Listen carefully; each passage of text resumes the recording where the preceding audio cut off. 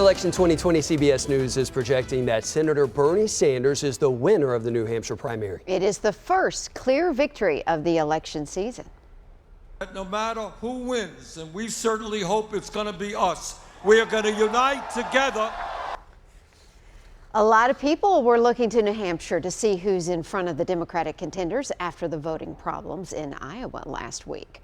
And after last night, Pete Buttigieg has the most delegates so far for primary season, leading Sanders by 1. That surprised a lot of people out there, and Pete Buttigieg joins us now by satellite. Thank you so much for joining us and our viewers here in Nashville, Mayor Pete. So how are you feeling after last night? Pretty big win, a lot of saying for you.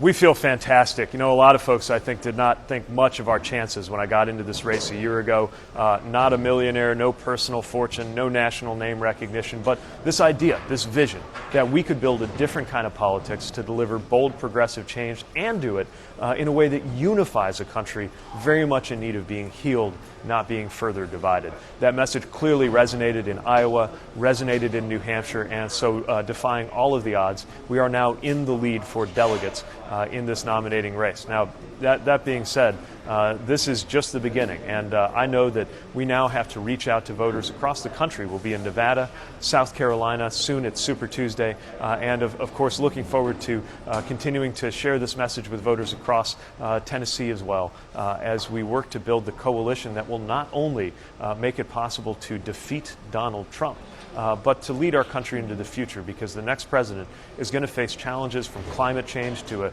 shifting economy that were barely thought of just a few years ago. You know, we want to talk about an issue important to Nashville, criminal justice reform, another issue I know you've been talking about. One of our zip codes in Nashville is known for having the highest incarceration rate in the country. So we want to know, what kind of reform would you put forth if elected?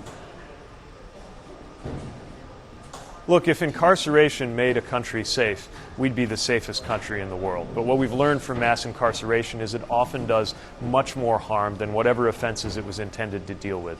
It's why I'm proposing reform that would make it possible for us to decarcerate the country, cut by half the population of people incarcerated, and most importantly, work toward rehabilitation. During a recent visit to Nashville, I had the opportunity to meet with people experiencing reentry, getting back on their feet, building their lives, and most importantly, contributing to the community around them. And we've got to recognize, especially when it comes to the way that addiction has been criminalized, that the old approach has failed. It's time for a new way to make sure that we keep one another safe and support one another going through struggles in life.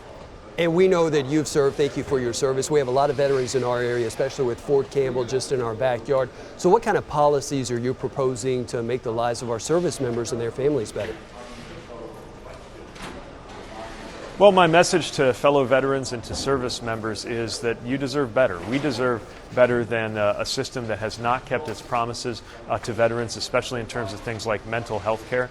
And we deserve better than a commander-in-chief who describes traumatic brain injury as no big deal. Anybody who served in the conflicts after 9/11 knows that, frankly, traumatic brain injury can be a lot more serious than bone spurs. I'm going to engage this president on what it means to truly serve our service members well, honoring our troops by providing for them, making sure military families are cared for, making sure that promise lasts a lifetime with our veterans, and seeing to it that our troops are never ordered into a conflict that can be avoided and would be avoided if we had better leadership.